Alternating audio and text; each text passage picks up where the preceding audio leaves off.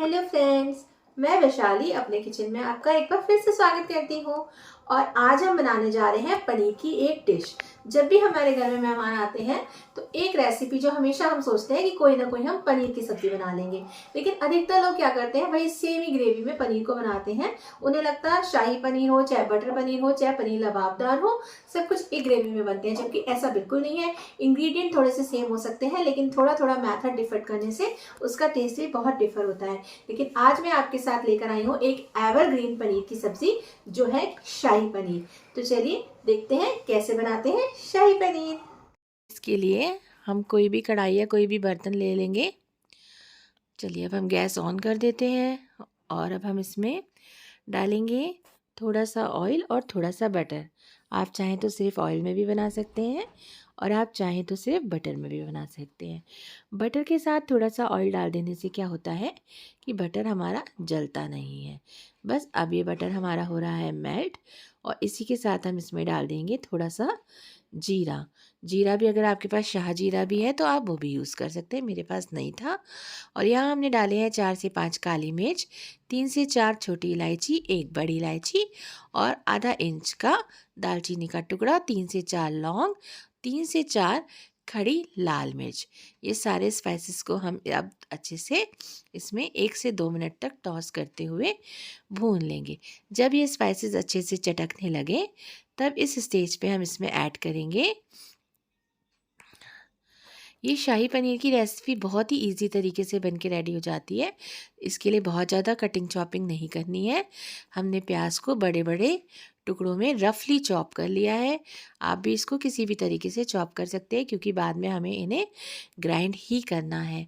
और यहीं पे मैं लहसुन को छील के मैंने 7 से 8 कली लहसुन की और 1 इंच अदरक का टुकड़ा, 3 से 4 हरी मिर्ची स्लिट करी हुई ले ली है। आप देख सकते हैं मैंने किसी भी चीज़ को बहुत ज़्यादा चॉप नहीं किया है, रफली चॉप कर दें और इसमें ऐड कर दें। अब हमें इसे बहुत अच्छे से तब तक पका लेना है जब तक इसका कच्चापन नहीं चला जाता और इसका थोड़ा सा कलर भी आप देख रहे हैं कि चेंज हो गया है। बस इसी स्टेज पे हम ऐड कर देंगे इसमें टमाटर। टमाटर और प्याज का रेशियो हमें लगभग ऐसा रखना है कि जितने प्याज उससे डबल हमें लेने हैं टमाटर। और टमाटर को भी आप देख रहे हैं हमें बिल्कुल भी ज़्यादा चॉप नहीं करना पड़ा, बस रफली चॉप करके हमने टमाटर भी ऐड कर दिया है।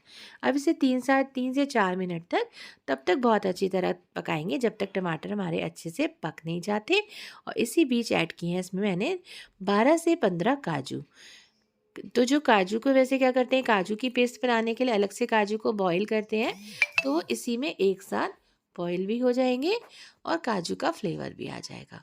तो बस 5 से 4 मिनट अच्छे से अब जब भून गया तो हमने इसमें डाल दिया थोड़ा सा पानी और कवर करके इसको 10 से 12 मिनट तक खूब अच्छे से पक जाने दें, जिससे हमारे काजू भी उबल के बिल्कुल सॉफ्ट हो जाएंगे।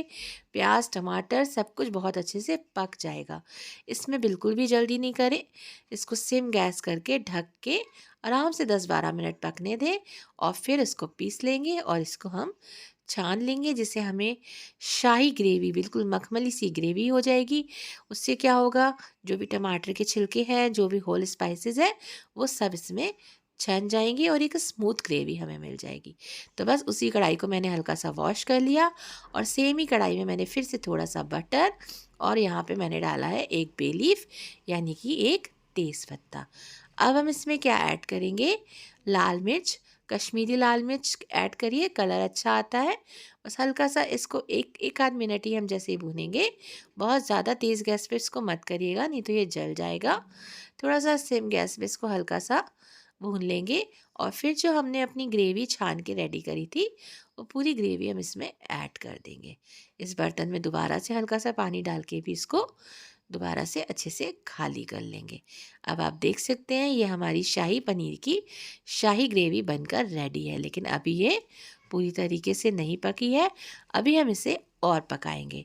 अब मैं आपको दिखाती हूँ हमें आगे क्या करना है। अब ये ग्रेवी हमारी यहाँ पे हमारे पास आ गई है। अब हमें इसमें ऐड करनी है कुछ चीज़ें। आधा चम्मच से भी कम हल्दी, बहुत ज़्यादा हल्दी इसमें नहीं डालनी है, और 1 बड़ा चम्मच पिसी धनिया का। बहुत ज़्यादा हल्दी इसमें मत डालिएगा, बहुत हल्की सी हल्दी डालनी है बस कलर बैलेंस करने के लिए। और यहाँ पे मैंने पनीर को क्यूब्स में काट के ऐड कर दिया। यहाँ पे पनीर को बिल्कुल भी तलिए नहीं। शाही पनीर जो है उसमें पनीर कच्चा ही डला हुआ अच्छा लगता है। और अभी हम इसको ग्रेवी के साथ पका भी लेंगे। कसूरी मेथी लिया है मैंने अच्छे से, लेकिन कसूरी मेथी को पहले मैंने एक तड़का पैन में ड्राई रोस्ट कर लिया है। बिना घी तेल डाले पहले आप इसको ड्राई रोस्ट ज़रूर कर लें, फिर ही कसूरी मेथी ऐड करिए। फ्लेवर में बहुत फ़र्क आता है। चलिए अब हम गैस को कर देंगे सिम और फिर 7-8 मिनट इसको अच्छे से तब तक पकने देंगे जब तक ये ऑयल सेपरेट ना कर दे। मैं अपनी किसी भी सब्ज़ी में, किसी भी ग्रेवी में बहुत ज़्यादा ऑयल नहीं डालती हूँ, इसलिए बहुत ज़्यादा ऊपर आपको रेड आता हुआ तो नहीं दिखाई देगा। लेकिन अब ये ग्रेवी हमारी पक के रेडी है। यहाँ मैंने ऐड करी है घर की बनी हुई मलाई।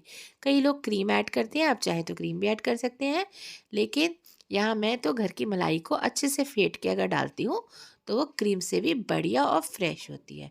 अच्छे से हमने कर लिया है मलाई और हल्का सा मैंने यहाँ पे डाला है शक्कर, क्योंकि हल्की सी क्या है, ये देसी टमाटर होते हैं, थोड़े खट्टे भी होते हैं, तो हल्की सी मिठास को बैलेंस करने के लिए थोड़ी सी आप शक्कर डालें। ऑप्शनल है पर इसमें अच्छी लगती है।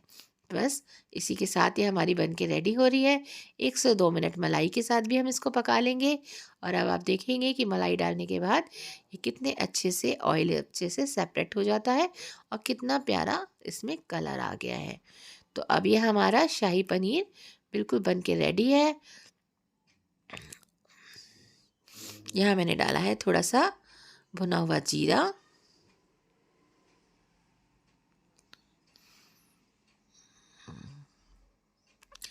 चलिए आइए कर लेते हैं इसको प्लेट। अब जैसे हमें कभी मेहमानों के सामने प्लेटिंग करनी है तो हमेशा ग्रेवी को पहले खूब अच्छे से नीचे बिछा लें, फिर पनीर के पीसेस को थोड़ा सिलेक्ट करके ऊपर की तरफ रखें तो ये और ज़्यादा अच्छा लगता है देखने में। तो बस इस तरीके से पनीर के पीसेस को भी मैं इस पर सजा दे रही हूँ।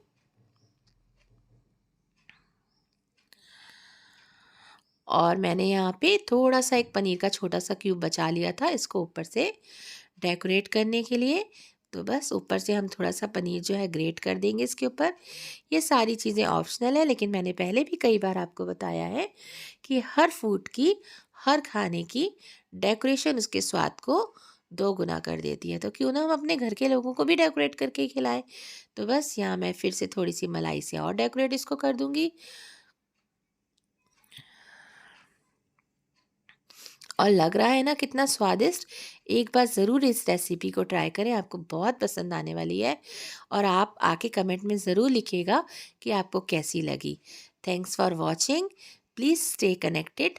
मेरी नई रेसिपीज़ को देखने के लिए मेरे चैनल को सब्सक्राइब करना बिल्कुल ना भूलें और उसके बगल में जो बेल आइकन है उसको ज़रूर दबाएं। Thanks for watching.